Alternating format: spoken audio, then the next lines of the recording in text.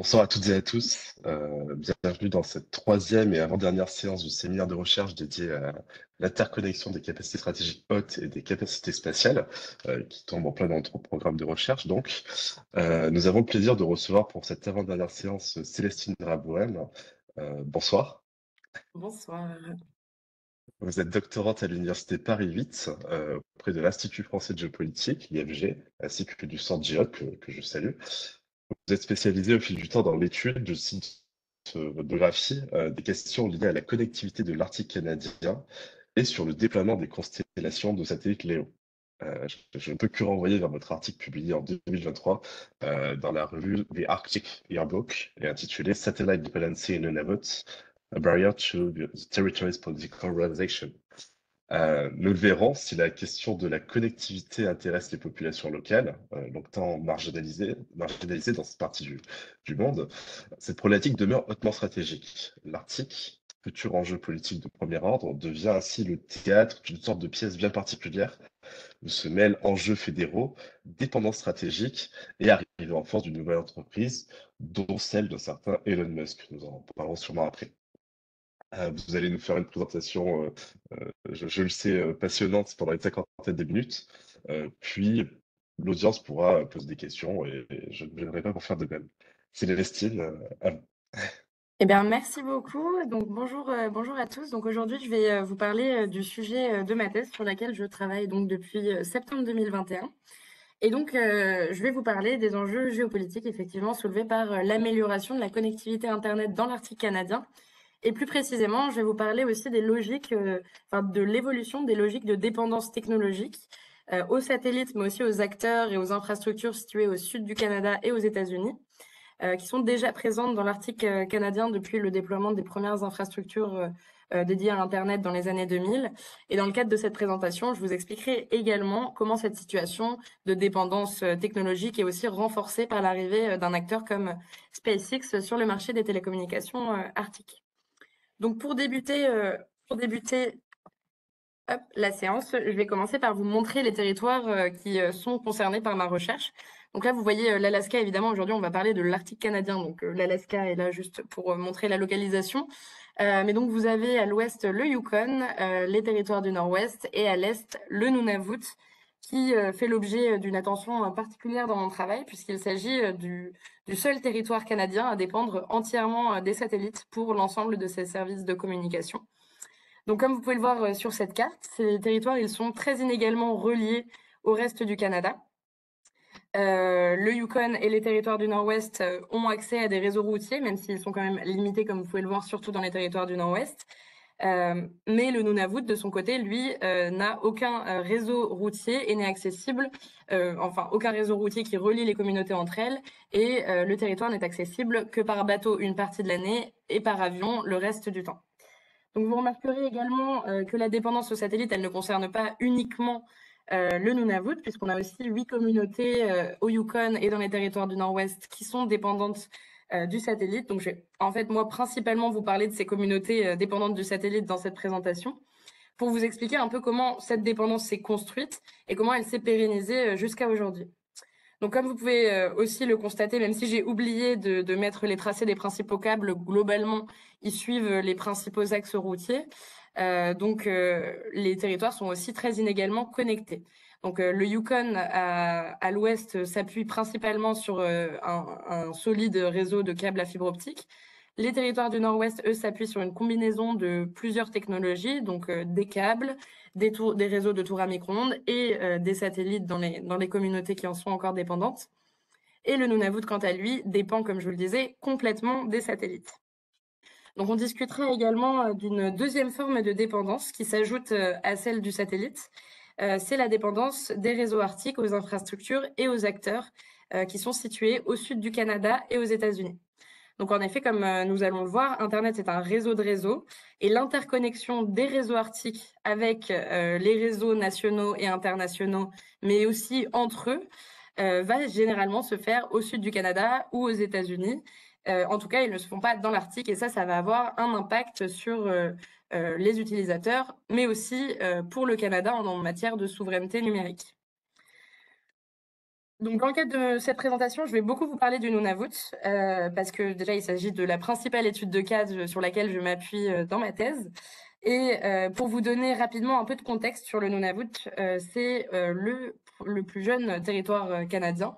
Il est officiellement créé en 1999, après plus de 20 ans de négociations entre le gouvernement fédéral et un groupe d'Inuits qui, en fait, à partir des années 70, va commencer à demander une réelle prise en compte des droits ancestraux des populations inuites sur ces territoires arctiques et qui va aboutir donc à la fin de ce processus dans la fin des années 90 à la création d'un territoire pour les Inuits.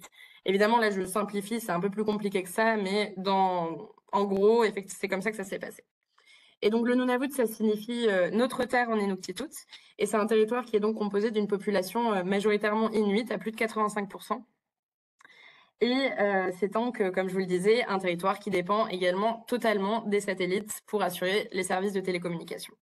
Et cette situation, elle a, on le verra après, largement été alimentée par des politiques d'aménagement numérique du territoire et par les stratégies des opérateurs et des fournisseurs d'accès Internet.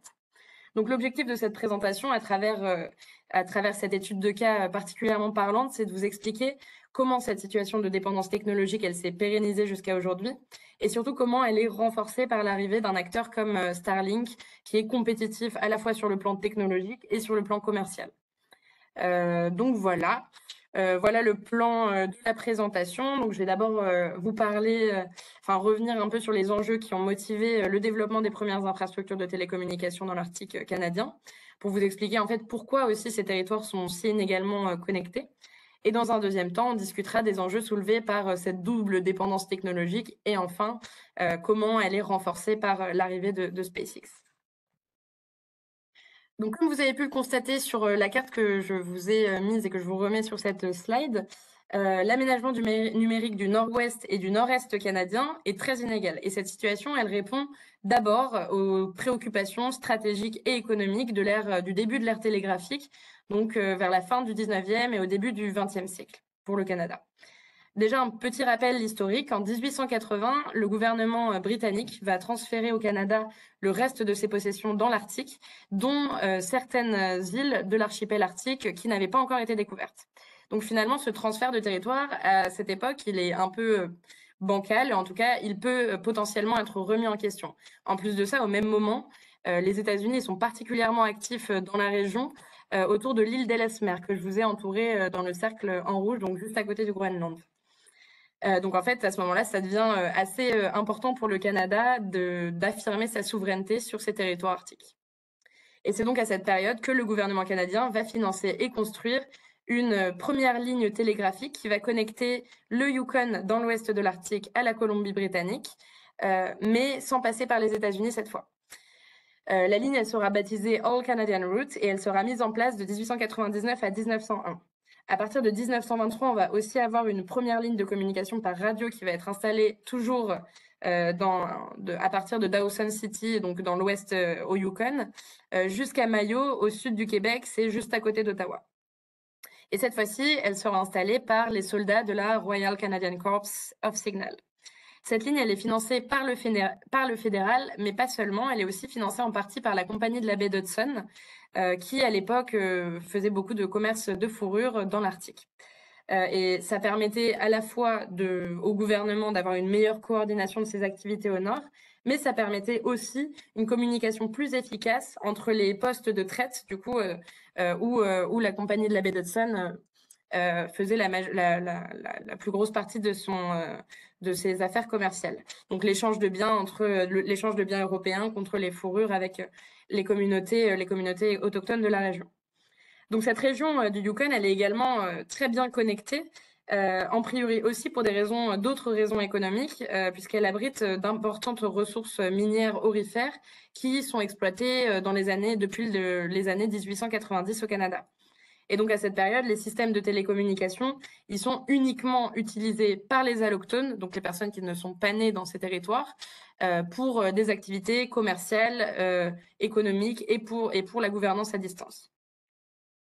Ensuite, entre 1920 et 1960, d'autres réseaux vont être construits, mais donc Michael Delaunay le souligne très bien dans sa thèse.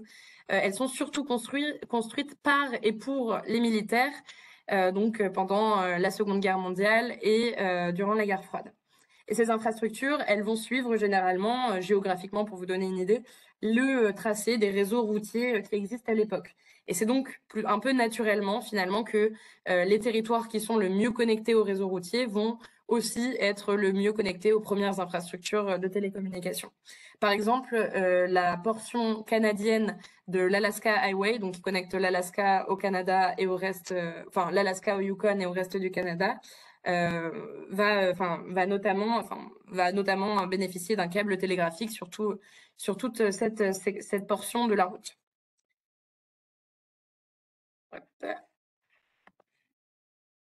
Voilà. Donc on est en pleine guerre froide ensuite, et les enjeux sécuritaires et de défense du continent nord-américain vont être au cœur des préoccupations américaines.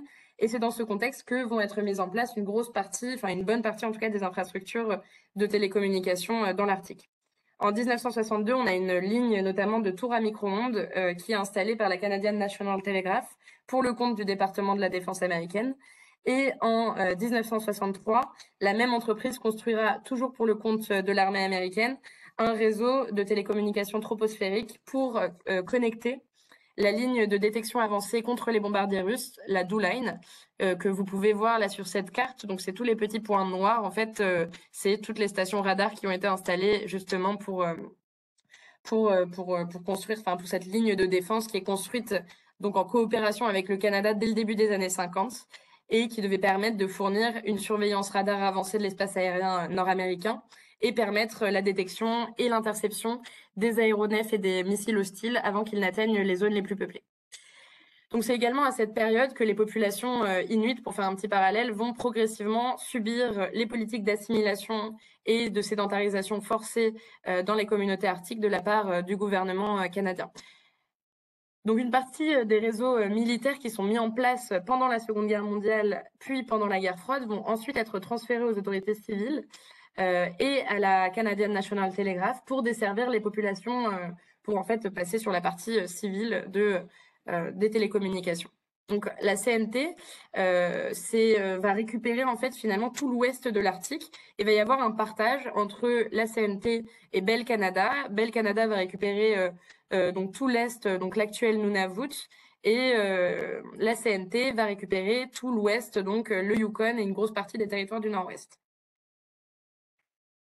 Voilà. Et la CNT, elle est alors détenue par le gouvernement fédéral, et Bell Canada, de son côté, fournit déjà des services de télécommunication dans l'est de l'Arctique depuis 1958. On va revenir sur ces histoires du coup de partage un peu du territoire un peu après, mais voilà, pour vous donner une petite idée. Donc le soutien des gouvernements, il est indispensable pour financer et appuyer la logistique du déploiement des premières infrastructures de télécommunications dans l'Arctique. Mais ce déploiement, comme je vous l'expliquais, il est initialement pensé pour répondre à des enjeux sécuritaires et stratégiques. Donc juste avant, on s'est arrêté dans les années 60, et comme vous le savez probablement, c'est également à cette période que les premiers satellites vont être lancés. Donc d'abord avec Sputnik en 1957, puis l'année d'après Explorer 1 par les Américains. Et en fait, les satellites, ils vont à ce moment-là offrir une nouvelle voie pour les télécommunications.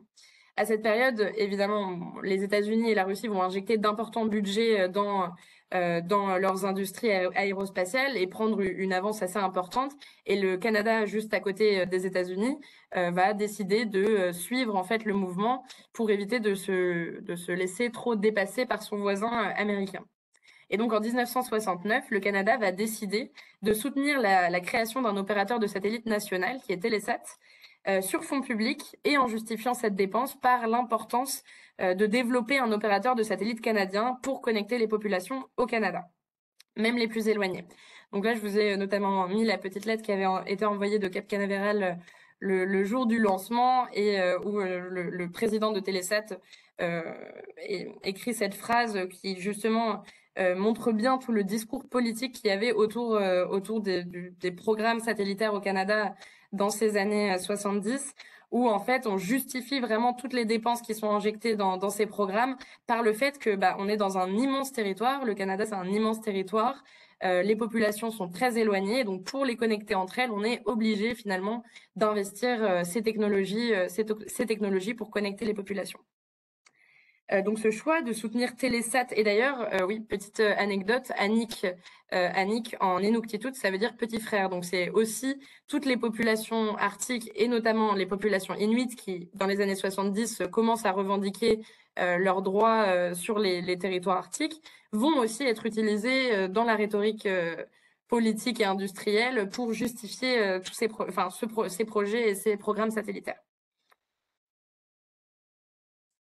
Donc cette situation, cette situation de dépendance aux satellites, elle commence un petit peu à ce moment-là où le gouvernement fédéral va décider de soutenir Télésat, mais aussi de soutenir ses propres opérateurs nationaux pour le développement de leur réseau, notamment dans l'Arctique, en soutenant financièrement, par exemple, Northwestel et SSI Micro, via d'importantes subventions pour leur permettre de développer des réseaux dans l'Arctique. D'ailleurs, jusqu'en 2018, c'est uniquement grâce à des subventions fédérales que SSI Micro a pu maintenir un service minimum Internet, on va dire relativement accessible, même si le coût d'Internet est extrêmement cher dans l'Arctique. C'est donc uniquement grâce à des subventions fédérales. Donc quand même, petite précision, aujourd'hui, Northwestel et SSI Micro, c'est les deux principaux fournisseurs d'accès Internet dans l'Arctique canadien.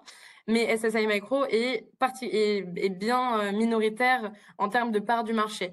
SSI Micro est présente dans les territoires, dans les communautés dépendantes du satellite, dans les territoires du Nord-Ouest et au Nunavut. Et Northwestel est présent dans tout l'Arctique canadien et globalement domine largement le marché. Et cette situation de domination finalement de Northwestel sur le marché, elle s'explique en partie par l'historique très important des relations entre Northwestel, Bell Canada et Telesat. En fait, ces trois entreprises, elles sont très étroitement liées. Déjà, je vous ai mis une petite frise pour que vous ayez en même temps les dates que je vais mentionner juste après. Donc déjà parce que Bell Canada, dès 1969, soutient la création de Telesat au Parlement canadien. Et en plus, à partir de 1988, Bell va carrément acheter Telesat, qui va faire partie du conglomérat Bell Canada Enterprise, jusqu'en 2006, où il revend Telesat. En plus de ça, Bell Canada est la société mère de Northwestel, Northwestel est elle-même l'ancêtre de la Canadian National Telegraph, donc qui a posé les premières infrastructures dans l'Arctique. Et donc, dans les communautés dépendantes du satellite, Northwestel va s'appuyer sur la bande passante de Telesat pour assurer les communications. Et d'ailleurs, SSI Micro s'appuie également sur la bande passante des mêmes satellites Telesat jusqu'en 2020, où il a basculé sur les satellites du luxembourgeois SES Networks. Donc, jusqu'en 2020, les deux seuls fournisseurs d'accès Internet s'appuyaient sur la bande passante du même satellite, ce qui a posé pas mal de problèmes techniques à pas mal de moments en termes de redondance sur le réseau.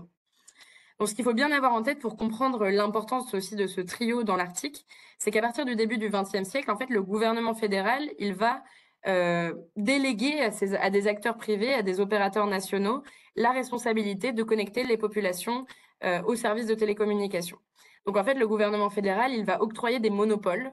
Par exemple, à Bell Canada, Bell Canada va obtenir un monopole sur les zones de l'Ontario et du Québec, donc les zones les plus rentables et les plus peuplées et les plus rentables pour Bell Canada. Mais en contrepartie, le gouvernement va aussi demander à Bell Canada d'aller connecter l'Est de l'Arctique, qui est la zone la moins peuplée et donc également la moins rentable, tout en conservant un statut de monopole pour lui permettre de développer des réseaux et des services et des bons services sans faire face à de la concurrence. Voilà. Et en plus de ça, donc je vous disais, Bell Canada achète Northwestel à partir de 1988 et à ce moment-là, elle va transférer à Northwestel tous ses monopoles, donc monopole sur les appels longue distance et les communications locales. Et donc en fait, on va avoir Northwestel qui va devenir vraiment centrale à ce moment-là sur toute la partie, sur toutes les télécommunications dans les trois territoires arctiques. Entre 92 et 93 au Canada, et on va avoir une dérégulation des télécommunications. Donc, on va mettre fin au monopole dans le sud et on va introduire de la compétition. On va permettre à d'autres opérateurs de venir, d'être compétitifs sur les territoires où on avait des monopoles avant.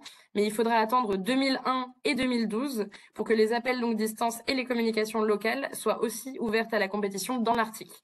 Donc, ça a d'abord commencé au sud et ça s'est progressivement étendu au nord du Canada. Ensuite, ce qu'il faut savoir, c'est qu'au Canada, on a un narratif assez nationaliste qui s'est construit à partir des années 50-60 dans les discours des politiques et des industriels en matière de télécommunications. Et ce narratif, il s'appuie sur le postulat selon lequel les télécommunications sont des outils indispensables pour unir la population canadienne, étant donné l'immensité du territoire et la distance qui sépare les foyers de population. Et cette représentation, elle va être d'autant plus forte dans les territoires arctiques où l'étendue des territoires, elle se combine à l'absence d'infrastructures routières pour connecter les populations. En réalité, en fait, cette idée selon laquelle le Canada ne peut faire nation que grâce aux technologies d'information et de communication, elle a aussi surtout été utilisée par le gouvernement fédéral pour soutenir ses politiques industrielles, notamment dans le domaine de l'aérospatial, à la fin des années 60, durant la guerre froide, comme je vous le disais juste avant. Ensuite, il faut aussi souligner que le Canada a eu une réflexion assez tardive finalement sur les enjeux liés à la dépendance technologique vis-à-vis des États-Unis, qui était considérée jusque dans les années 2010 comme un non-sujet.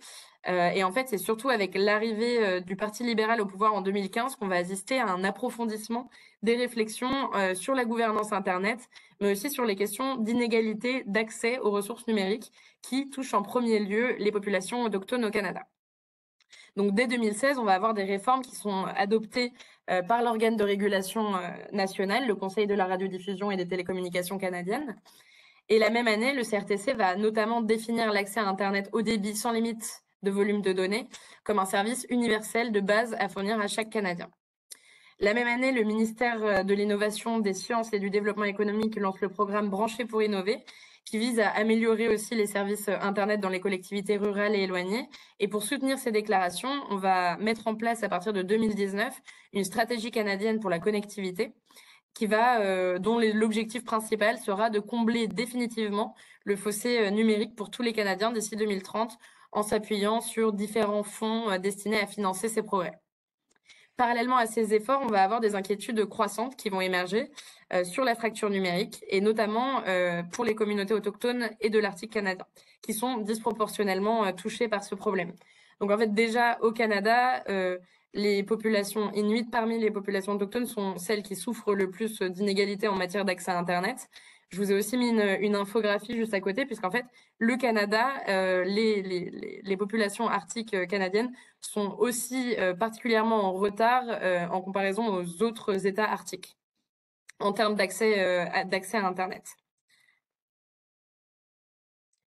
Maintenant, je vais vous parler un peu plus des enjeux de cette double dépendance technologique, donc vous expliquer un peu comment elle s'est justifiée et sur quoi elle s'appuie également.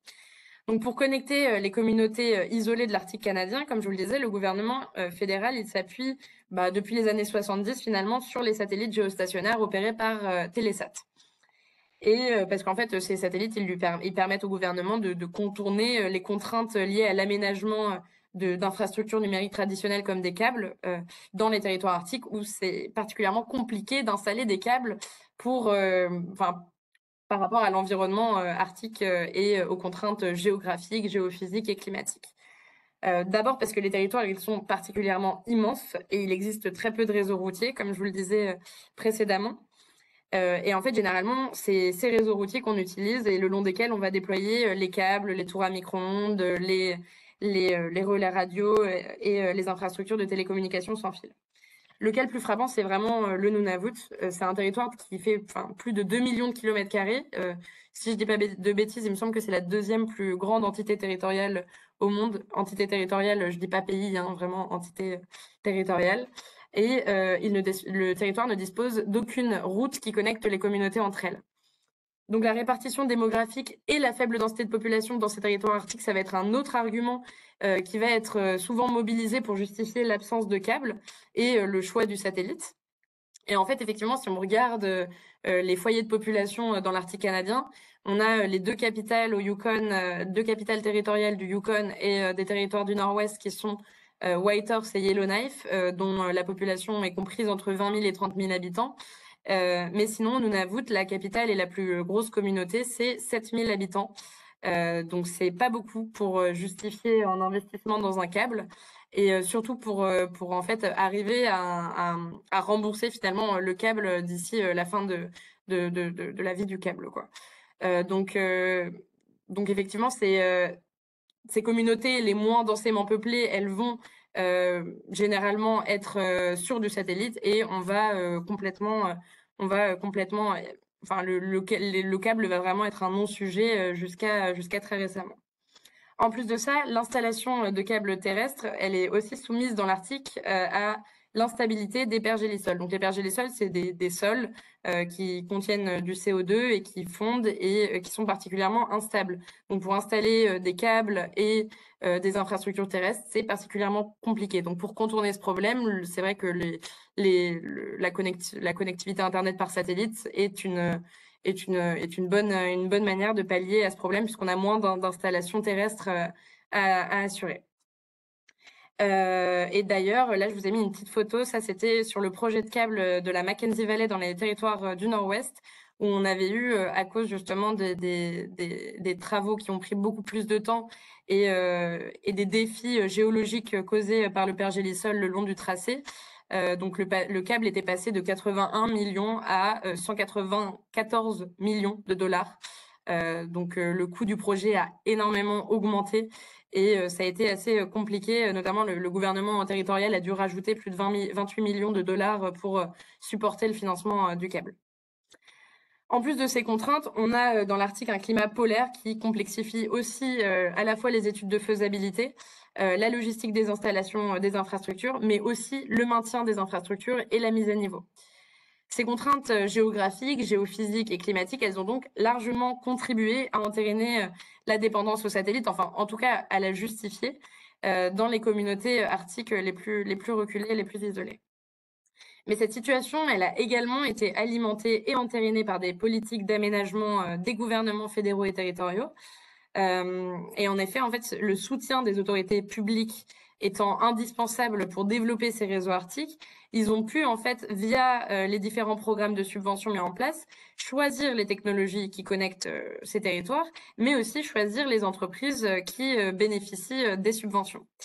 Donc les subventions qui sont octroyées par le gouvernement et les agences fédérales, elles vont largement aussi contribuer à entériner cette dépendance aux satellites, tout en empêchant l'arrivée d'une réelle forme de compétition sur le marché des télécommunications, puisqu'en fait, toutes les subventions, elles vont systématiquement être attribuées à SSI Micro ou à Northwestel.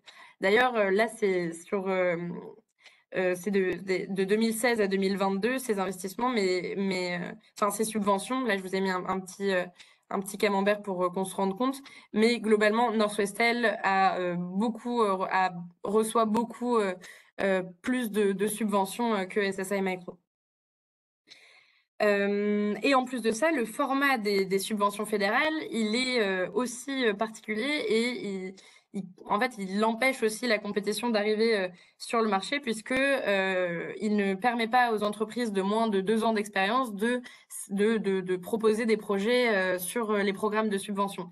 Donc pour notamment les entreprises inuites qui voulaient proposer des projets de câbles au Nunavut, ça a été un sacré parcours du combattant pour arriver à atteindre les subventions et les fonds pour la large bande. Et donc, comme je vous le disais en plus déjà, juste avant, jusqu'en 2020, les deux fournisseurs d'accès Internet, donc SSI et Northwestel, ils s'appuyaient tous les deux sur la bande passante des satellites de Télésat. Et il faut savoir que pour ces fournisseurs d'accès Internet, les contrats qui les engagent auprès des opérateurs de satellites, c'est des contrats qui sont sur du long terme et surtout qui sont extrêmement coûteux. Donc en fin de compte, si une subvention arrive au milieu d'un contrat, s'ils souhaitent candidater à une subvention et qu'ils ont un contrat en cours avec un opérateur de satellite, c'est assez compliqué de repasser sur un autre projet, sur une autre technologie. Donc ça a aussi contribué au fait qu'on est resté en fait sur des projets satellitaires de la part de ces acteurs privés. Et en plus de ça, les projets qui visent à améliorer les services de télécommunication par satellite, ils ont l'avantage de couvrir plusieurs communautés ou tout un territoire. Et ça permet aussi aux entreprises de toucher une cible plus large lorsqu'ils candidatent au programme de subvention, alors qu'avec un câble, c'est seulement quelques communautés ou une communauté, et c'est quand même un peu plus compliqué à justifier auprès des agences fédérales quand on demande des subventions importantes. Donc tous ces facteurs, ils ont conduit à une forte dépendance aux satellites dans les communautés arctiques, mais une autre forme de dépendance moins visible en découle également. Il s'agit de la dépendance des réseaux arctiques, donc comme je vous le disais, vis-à-vis des infrastructures et des acteurs situés au sud du Canada et aux États-Unis. Et cette dépendance, elle va impacter directement les utilisateurs puisqu'elle va se traduire par une latence plus importante à cause de la distance que vont devoir parcourir les données pour atteindre les infrastructures au sud, alors que l'utilisateur, lui, est dans l'Arctique. Déjà parce que les stations passerelles qui sont connectées au dorsal Internet national, elles sont situées au sud du Canada, là où les telcos, donc les principales entreprises de télécommunications canadiennes, ont le plus investi dans le cœur des réseaux, dans les infrastructures de cœur de réseau. Et ces stations passerelles, elles sont très importantes puisqu'elles permettent de connecter l'utilisateur à Internet. Là, je vais vous faire une simplification. C'est vraiment un schéma simplifié de comment fonctionne une connexion Internet par satellite depuis l'Arctique pour que vous compreniez un petit peu. Évidemment, il y a plein de situations où ça se passe différemment, notamment si un fournisseur d'accès Internet a des services en cash au Nunavut. Dans ce cas-là, on ne va pas avoir un deuxième bon satellitaire. Mais là, je vous explique un cas où on n'a pas de service en cash et on est obligé de repasser par une dorsale Internet nationale. Donc, je vais essayer de vous expliquer rapidement le fonctionnement d'une communication par satellite. Donc, en fait, lorsqu'un utilisateur se connecte à Internet grâce à une connexion satellite, ces paquets de données, ils vont être transformés en signal depuis son terminal utilisateur avant de traverser donc l'espace libre et de rejoindre donc le satellite. Le satellite, ensuite, il va décrypter la requête de l'utilisateur, puis renvoyer le signal vers une station au sol qui est connectée à une dorsale Internet. Le signal, il va alors remonter jusqu'au satellite à 36 000 km d'altitude pour les satellites géostationnaires, évidemment, puis redescendre vers le terminal utilisateur pour le connecter à Internet. Et ces allers-retours entre le terminal utilisateur, le satellite et la station au sol, ils ont un impact concret sur les temps de latence pour les utilisateurs. Généralement, la latence de propagation, c'est-à-dire le délai de transmission pour passer de la source à la destination à travers un réseau, elle est imperceptible pour l'utilisateur. C'est-à-dire quand vous êtes sur Internet, que vous rafraîchissez une page web par exemple, vous allez à peine remarquer le temps que va prendre la page pour s'afficher devant vos yeux. Quand vous êtes sur une connexion par satellite, c'est pas le cas. Ça peut prendre un peu plus de temps. Et d'autant plus si vos données, elles doivent faire des allers-retours entre le satellite et le terminal utilisateur et la station au sol. Donc, la distance que doivent parcourir les signaux pour atteindre leur cible, elle est d'autant plus problématique qu'elle les expose aux perturbations météorologiques, autant terrestres qu'atmosphériques. Donc, en fait, tous ces allers-retours que font nos données pour nous connecter à Internet, ça a un impact sur le temps de latence, mais ça expose aussi potentiellement notre connexion à une perturbation du signal et donc à une perte de connexion. Et donc, on va devoir relancer la requête. Je ne sais pas si c'est très clair, n'hésitez pas à poser des questions ou à lever la main si jamais il y a eu un besoin de réexpliquer, il n'y a pas de souci. Ensuite, un autre aspect qui fait qu'on a une dépendance des réseaux arctiques aux infrastructures et aux acteurs qui sont situés au sud du Canada et aux États-Unis, c'est parce que des centres de données, on en a dans l'Arctique canadien, mais on en a très peu.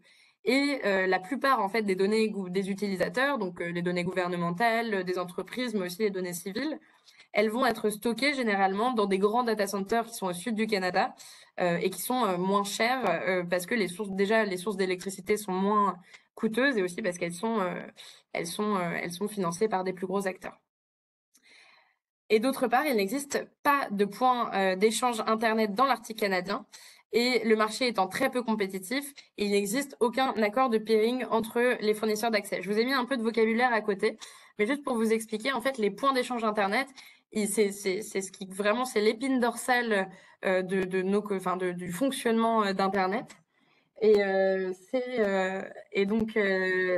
ces points d'échange Internet, ce sont les infrastructures physiques où les différentes entités connectées, elles peuvent échanger du trafic de données directement entre elles.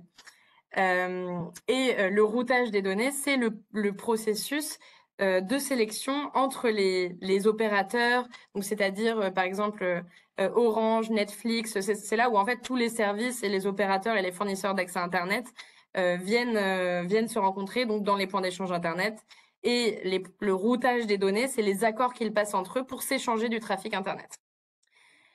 Donc cette situation de dépendance, elle ne concerne évidemment pas que le Nord canadien. En fait, l'absence de concurrence étrangère sur les télécommunications au Canada, elle a permis aux grandes entreprises de télécommunications, donc en fait on en a 3 au Canada, c'est Bell Canada, Rogers Communication et TELUS, qui sont les 3 principaux telcos canadiens. Et l'absence en fait de concurrence étrangère leur a permis de construire des énormes conglomérats d'entreprises très puissants et de favoriser aussi des logiques anticoncurrentielles à l'échelle nationale. C'est-à-dire qu'aujourd'hui, ces 3 acteurs, ils détiennent la majorité des petites filiales de télécom et des petits fournisseurs d'accès à Internet. Et au final, ils contrôlent quasiment tout le marché, mais aussi du coup les décisions qui sont prises à l'intérieur des réseaux. Et notamment les stratégies de routage des données donc sont contrôlées par ces acteurs-là.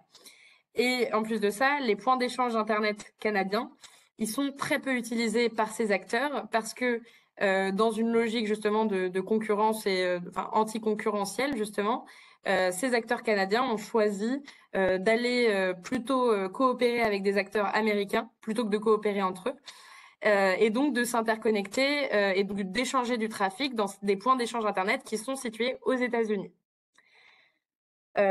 Et en fait, cette logique, elle permet en fait aux gros opérateurs de contraindre la concurrence et les petits fournisseurs d'accès à Internet à payer des frais de transit internationaux, puisque du coup, leur réseau doit sortir du Canada pour aller échanger du trafic. Et donc, c'est vraiment une logique qui permet aux grandes entreprises de continuer de prospérer et d'écraser finalement la petite concurrence dans les télécommunications.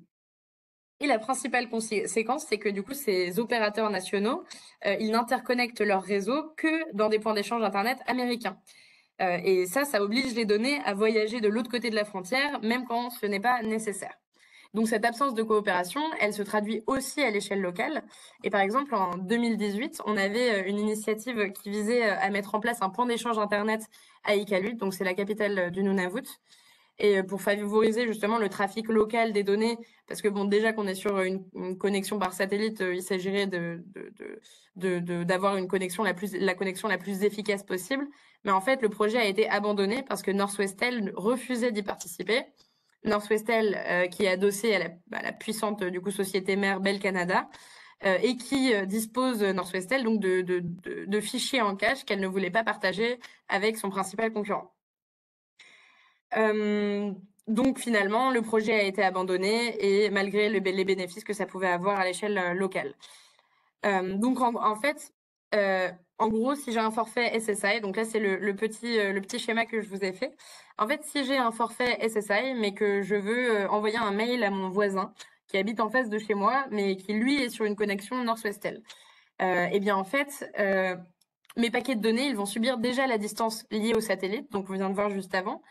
Et comme il n'existe pas de point d'échange Internet local et qu'en plus de ça, à l'échelle nationale, ni TELUS ni Bell ne s'interconnectent dans des points d'échange nationaux canadiens, les données des utilisateurs SSI et Northwestel, elles vont d'abord passer par les dorsales nationales et après elles vont se retrouver au niveau d'un point d'échange Internet américain.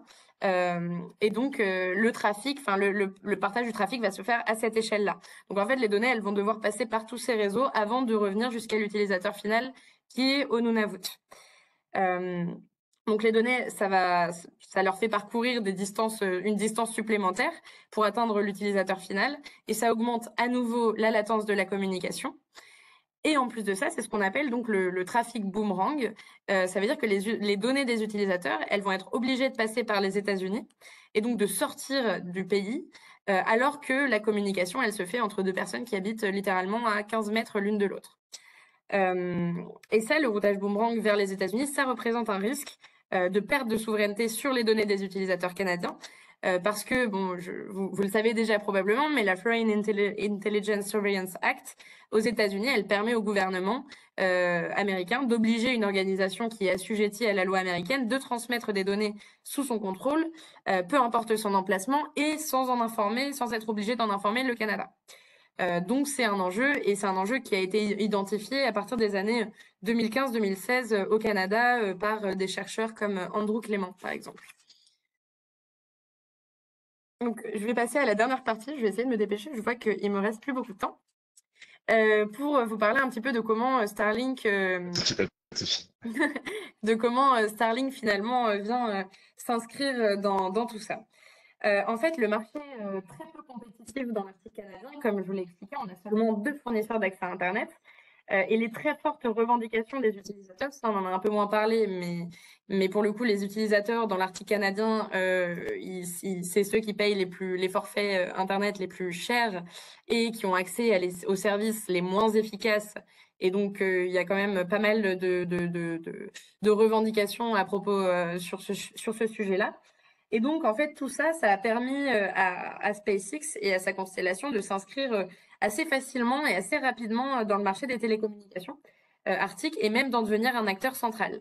Déjà, pour vous donner un peu plus de contexte, au moment où Starlink arrive avec sa version bêta au Canada et demande ses licences d'approbation au niveau de l'organe de régulation canadien, il y a un petit temps de réflexion à l'échelle fédérale, mais au niveau des utilisateurs, on a plusieurs pétitions qui sont lancées, justement pour pousser le gouvernement canadien à accepter rapidement et à donner rapidement à Starlink les licences d'exploitation et de service. Et en fait, c'est aussi compliqué à ce moment-là pour le Canada de décider de ralentir SpaceX, alors même qu'ils sont en train de mettre en place des fonds pour justement réduire le fossé numérique avec l'Arctique. Donc c'est un peu compliqué à ce moment-là, sachant que le Canada, parallèlement, développe sa propre constellation de satellites en orbite basse, qui forcément, un jour, rentrera en compétition avec Starlink. Donc actuellement, on a 2 constellations de satellites en orbite basse qui sont disponibles dans l'Arctique, qui sont OneWeb et Starlink. Mais les deux ne s'appuient pas sur les mêmes technologies, ni sur les mêmes plans orbitaux d'ailleurs. Les satellites polaires OneWeb sont positionnés à 1200 km d'altitude et ceux de Starlink à environ 500 km d'altitude. Mais dans les deux cas, on assiste à une drastique réduction de la distance entre les satellites et les utilisateurs par rapport aux satellites en orbite géostationnaire sur lesquels s'appuyaient les fournisseurs d'accès à Internet avec Telesat précédemment. Donc ça, c'est clairement la première révolution avec ces constellations dans l'Arctique. En réduisant la distance parcourue par les données, forcément, on va réduire la latence de la communication. Et on va apporter des services qui seront donc meilleurs pour la population et qui vont s'approcher un peu plus de ceux que connaissent les utilisateurs dans le sud qui sont connectés à la fibre. Et en plus de ça, on réduit la distance, donc on réduit aussi les risques de perturbation du signal. Donc c'est bénéfique sur tous les plans. Mais le modèle économique de Starlink, il est particulier puisqu'il ne s'agit pas uniquement d'un opérateur de satellite. Il s'agit aussi d'un fournisseur d'accès Internet à part entière, comme Northwestel et SSI, par exemple, dans l'Arctique canadien. Il ne va donc pas uniquement vendre sa bande passante et ses satellites comme Telesat, il va aussi directement proposer des forfaits aux utilisateurs. Et ça, c'est un énorme game changer, si je peux me permettre. J'ai jamais réussi à trouver de traduction en français. Pour les utilisateurs dans l'Arctique canadien, parce que c'est la première fois qu'un acteur compétitif arrive sur le marché, et en plus de ça, un acteur qui n'est pas canadien pour le coup, un acteur privé américain. Donc en s'abonnant au service de Starlink, les utilisateurs ils peuvent désormais contourner les contraintes des opérateurs traditionnels. Et les contraintes, elles sont multiples, mais je vais surtout vous en parler d'une qui me paraît, qui m'a semblé en tout cas sur tous les terrains de recherche que j'ai effectués dans l'Arctique canadien, être l'élément le plus important pour les utilisateurs, c'est le coût du service Internet. C'est-à-dire que le forfait, en fait, Northwestel et SSI proposent des data caps, donc des capsules de données, des forfaits. Et en fait, le maximum que vous pouvez dépenser en termes de données, c'est 300 gigabits pour le plus gros forfait Northwestel et 120 gigabits pour le plus gros forfait SSI. Donc, vous pouvez pas avoir plus que ça. Sachant que si vous prenez un forfait Northwestel, donc vous avez un peu plus de gigas, mais vous êtes obligé de souscrire à une ligne téléphone fixe que vous devez payer forcément en plus pour bénéficier d'un forfait Internet. Donc ça rajoute des coûts et c'est surtout qu'en fait, quand vous dépassez ces 300 gigas ou ces 120 gigas, vous payez des frais de dépassement de données et ces frais de dépassement de données, ils sont très importants. Ils peuvent atteindre des milliers de dollars du coup par mois. Et c'est un vrai enjeu économique pour les entreprises et aussi pour le gouvernement territorial et les agences, enfin, et les autorités publiques finalement, puisque si vous avez une dizaine de salariés, la facture peut facilement vite aller jusqu'aux 10 000 dollars par mois. Donc c'est un vrai enjeu économique aussi pour les entreprises et le gouvernement. Et avec Starlink, on a une capsule de données d'un terabit. Et effectivement, c'est beaucoup plus que tout ce que proposent les autres fournisseurs d'accès Internet. Et surtout, avec Starlink, on n'a pas de surcharge en cas de dépassement. On est juste plus prioritaire sur la bande passante. Donc, on va avoir un service Internet qui va être un peu ralenti. Mais en tout cas, on ne va pas payer plus que 140 dollars à la fin du mois. Et ça, c'est une réelle révolution pour les utilisateurs. Donc contrairement à OneWeb, Starlink a en plus l'avantage d'utiliser des liens optiques intersatellites dans sa constellation et ça permet d'interconnecter tous les satellites entre eux et de faire circuler les données à la vitesse de la lumière d'un satellite à un autre. Cette technologie, elle permet donc de réduire, de réduire le besoin de stations au sol, mais aussi surtout, elles permettent aux données de rejoindre le plus rapidement possible la dorsale connectée à la dorsale connectée à la fibre et aussi la station, le terminal utilisateur. Bref, tous les équipements du réseau sont connectés bien plus rapidement. Donc ce système, il réduit la latence et il forme en fait un réseau maillé interconnecté qui permet aux clients d'accéder au réseau peu importe où il se trouve. Donc les liaisons intersatellites, elles sont donc très utiles pour contourner les défis liés à la distance entre les utilisateurs et le satellite.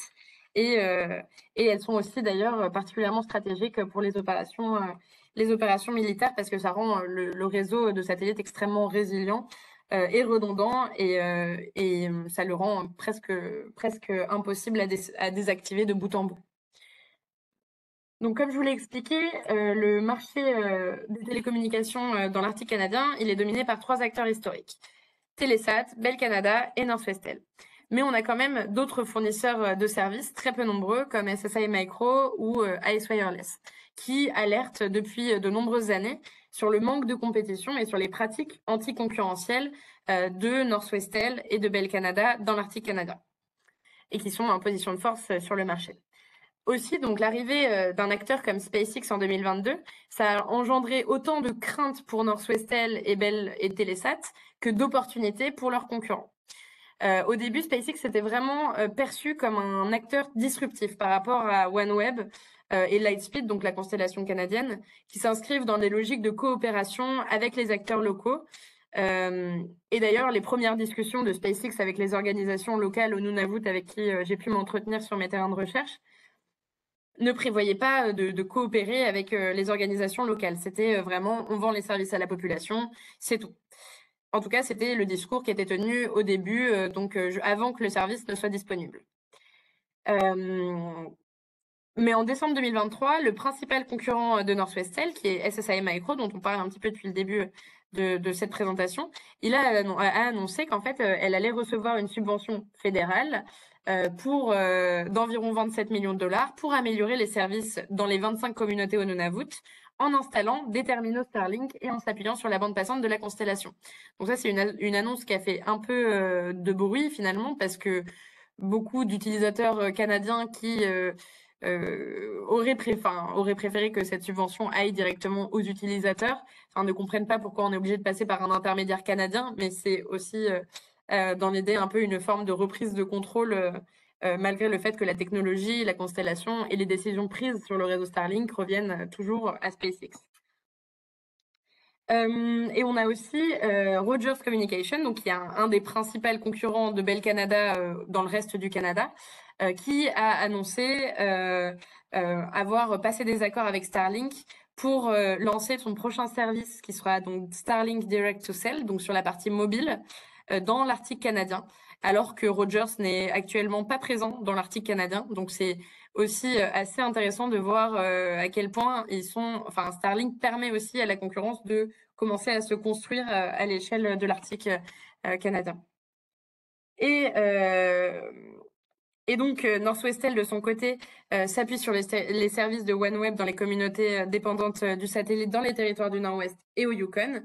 En fait, elle prévoyait aussi de s'appuyer sur OneWeb pour le Nunavut, mais l'ensemble des capacités disponibles sur la constellation OneWeb a déjà été acheté entièrement par Galaxy Broadband dans le cadre d'un accord avec Panarctic Communication, qui est la branche Inuit de l'association, la branche télécom, pardon, de l'association Inuit du Qikiqtani. En fait, ce qu'il faut savoir, c'est que les associations Inuit au Nunavut, elles ont toujours été particulièrement impliquées dans les projets qui visent à améliorer les conditions d'accès aux ressources numériques. Et en fait, ils ont aussi essayé de s'adapter à l'arrivée des constellations de satellites en mettant en place leurs propres services. Et cette tentative d'adaptation, elle s'est notamment traduite par la création en 2023 d'Inuknet, qui est donc le premier fournisseur d'accès Internet détenu par des Inuits dans l'Arctique canadien. Et il est détenu à 51% donc par cette branche télécom de l'association Inuit du Qikiqtani qui s'appelle Panarctic Communication. Et donc, en faisant un partenariat avec OneWeb et Galaxy Broadband, et en fait en coupant aussi un peu l'herbe sous le pied, puisque du coup, c'est les seuls à pouvoir s'appuyer sur la constellation OneWeb au Nunavut. Donc, comme Starlink ne coopère pas avec Northwestel, Northwestel est obligé de rester sur les satellites géostationnaires pour ses services proposés au Nunavut. Voilà, j'essaye de raccourcir un petit peu pour qu'on ne perde pas trop de temps. Et donc, au Nunavut, l'ensemble des services de télécommunication du territoire dépend des satellites et les services Starlink, ils sont aujourd'hui particulièrement largement répandus dans la population. Et il faut aussi noter que cette dépendance aux satellites, elle fait du gouvernement du Nunavut, de sa population et de ses entreprises, des clients très importants pour l'opérateur canadien Telesat. Et d'ailleurs, Telesat, qui prévoit aussi de déployer sa constellation Lightspeed grâce à des subventions fédérales, avait justement pour vocation d'apporter le haut débit aux populations rurales et arctiques canadiennes, et un objectif que remplissent déjà depuis un an les deux constellations OneWeb et Starlink. Et d'ailleurs, le gouvernement territorial du Nunavut, qui était, comme je vous le disais, un client très important de Telesat, a aussi passé un contrat avec SpaceX pour disposer d'une station passerelle à Iqaluit, donc la capitale du Nunavut, et pour faire passer une grande partie des services du gouvernement du Nunavut sur les réseaux Starlink. Donc, à ma connaissance, il y a une partie, là, pour l'instant, des réseaux, des services d'éducation et de télémédecine assurés par le gouvernement, du coup, territorial, qui passent aujourd'hui par le réseau Starlink. Donc, évidemment, c'est une très grosse perte pour Telesat, parce que le gouvernement du Nunavut, c'était vraiment un très gros client pour eux. Mais moi, ce que j'essaye de démontrer surtout dans ma thèse, c'est que l'arrivée de Starlink, elle vient surtout renforcer du coup des logiques de dépendance technologique dont je vous parlais juste avant. En fait, au Nunavut, le gouvernement territorial, il a passé un contrat avec SpaceX pour disposer d'une station passerelle à Iqaluit et pour faire passer l'ensemble des services du gouvernement sur les réseaux Starlink. Et le gouvernement du Nunavut, il prévoit aussi d'installer plusieurs autres stations passerelles dans des communautés, dans les principales communautés qui en ont besoin au Nunavut. En fait, l'investissement du gouvernement du Nunavut dans les services Starlink, il intervient alors que ça fait des années qu'on a un projet de câble à fibre optique qui stagne au Nunavut et qui devait connecter la capitale Iqaluit et en fait permettre de répondre à la principale problématique qu'on a actuellement, c'est-à-dire l'encombrement sur les réseaux satellites. En fait, comme on s'appuyait avant sur les satellites de Telesat, toutes les requêtes étaient envoyées au même endroit au même moment. Et au moment des heures de pointe, donc quand les gens travaillaient, c'était assez compliqué d'accéder au service parce qu'on avait un encombrement en fait des requêtes au niveau du satellite. Et en fait, du point de vue du gouvernement du Nunavut, l'investissement dans un câble, c'est beaucoup plus complexe et beaucoup plus risqué. Et les bénéfices de ce câble, en fait, ils ne seraient visibles que dans quelques années et ça demanderait un effort logistique considérable pour enterrer, blinder le câble afin d'éviter qu'il ne se déchire au moment où la glace se forme sur la mer de Baffin. Et les risques associés à la rupture du câble et surtout le coût excessivement important qu'il représente ne peut plus être rentabilisé dans une communauté de 7000 personnes. En fait, le projet, il pouvait avoir un intérêt avant l'arrivée de Starlink, mais aujourd'hui, la part du marché qu'a récupéré SpaceX, elle ne permet pas au câble d'avoir suffisamment d'utilisateurs pour être au minimum remboursé au terme de sa durée de vie. Et en fait, en effet, aujourd'hui, ce projet qui est évalué à plus de 215 millions de dollars ne desservirait qu'au maximum 8000 personnes. Et du point de vue du gouvernement du Nunavut, c'est donc plus pertinent d'investir dans quelques infrastructures de satellitaires parce qu'elles coûtent moins cher et qu'on n'a pas besoin d'en installer partout parce qu'on a déjà des infrastructures qui sont calibrées pour fonctionner sur du satellite dans toutes les communautés du Nunavut.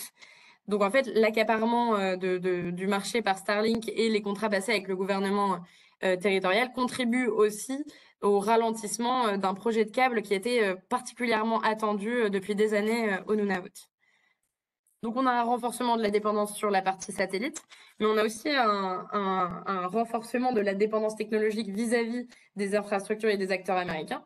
Déjà parce que Starlink, c'est un acteur américain et que la constellation est une infrastructure américaine et donc forcément, on dépend d'un acteur et d'une infrastructure américaine. Alors même qu'au même moment, le Canada et Telesat prévoyaient de développer leur propre constellation.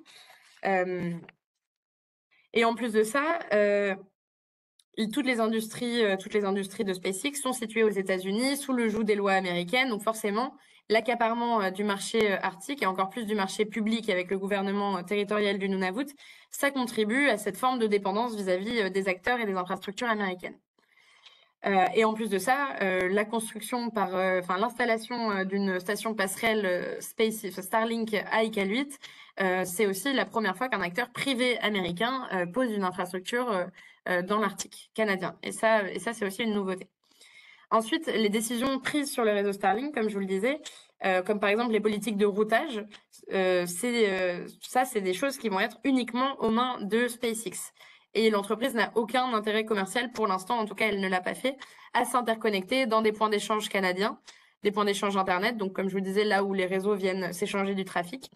Et SpaceX n'a pas encore développé d'accords commerciaux avec ses principaux concurrents canadiens pour échanger du trafic de données et améliorer l'efficacité des connexions entre son réseau et celui de ses concurrents. Et cette situation, elle se répercute directement sur les utilisateurs canadiens du réseau, puisque leurs données, elles vont généralement être aspirées vers les grands transporteurs de données situés aux États-Unis, même quand la requête, elle est destinée à l'utilisateur voisin. Donc, si les politiques de routage de Northwestel et Bell Canada, elles faisaient déjà l'objet d'une attention de la part des agences fédérales, comme je vous le montrais juste avant, avec cette histoire de routage boomerang vers les États-Unis, les entreprises, elles ont quand même légèrement amélioré leurs pratiques depuis 2021 en passant des accords de peering entre certaines entreprises canadiennes. Par exemple, TELUS a fait pas mal d'efforts là-dessus. Bell Canada un peu moins, mais en tout cas, à un moment où on a en fait une discussion à l'échelle fédérale avec ces telcos pour essayer d'améliorer la résilience des réseaux et donc pas de les forcer, mais en tout cas de les encourager à s'interconnecter entre eux. On a cet acteur américain qui arrive et qui, pour le coup, ne fait l'objet d'aucune restriction canadienne sur le routage des données et qui sont donc presque systématiquement aspirés par les États-Unis avant de revenir au Canada. Pour conclure, donc la connectivité dans l'Arctique canadien, ça a toujours été un sujet assez stratégique pour le gouvernement fédéral qui a réussi finalement depuis l'ère télégraphique à maintenir une certaine forme de souveraineté sur les infrastructures en choisissant quelles technologies allaient connecter ces territoires et en choisissant quelles entreprises allaient aussi les connecter. Mais cette stratégie, pensée sur du court terme, elle a aussi contribué à construire un marché des télécommunications arctiques très peu compétitif et dans lequel, du coup, Starlink n'a eu aucun mal à s'inscrire. Donc, comme on l'a vu, l'accaparement d'une partie du marché par Starlink a eu pour effet de conforter ces logiques de dépendance qui étaient déjà existantes dans l'Arctique canadien, déjà entretenues par des opérateurs et des fournisseurs d'accès canadiens, mais elle les a aussi consolidées. Et en plus, bon, j'ai pas eu trop le temps de l'aborder, mais l'arrivée de Starlink, ça vient aussi conforter et renforcer la concentration géographique du pouvoir décisionnel et organisationnel à l'intérieur des réseaux, c'est-à-dire concrètement comment on fait passer les données et qui décide comment le réseau, enfin, qu'est-ce qui se passe à l'intérieur du réseau. Au sud, alors que les organisations inuites espèrent et aspirent de plus en plus justement à relocaliser ces compétences le plus localement possible. Voilà, globalement ce que je voulais vous dire. Je vous remercie. Merci beaucoup Célestine, c'était très très intéressant et je dois avouer absolument passionnant me concernant. C'est aussi très dense, c'est un sujet qu'on n'a pas l'habitude de voir, qu'on n'a pas l'habitude d'aborder.